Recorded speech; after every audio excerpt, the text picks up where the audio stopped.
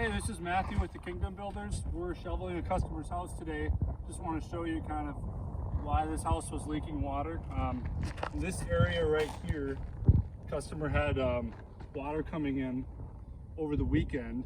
And if you look at the ice dam, it doesn't look, they got dry shingles right here.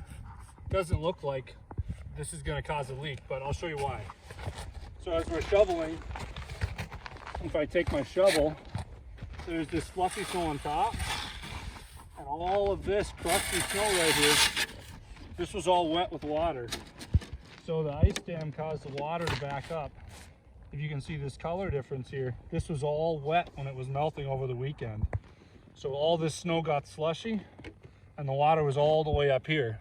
That's what caused the water to leak. So if this would have been snow shoveled 2 or 3 weeks ago, there wouldn't have been any water that came in because the ice dam isn't big enough. So just another reason that snow shoveling is a good reason, a good thing for maintenance. So there you go.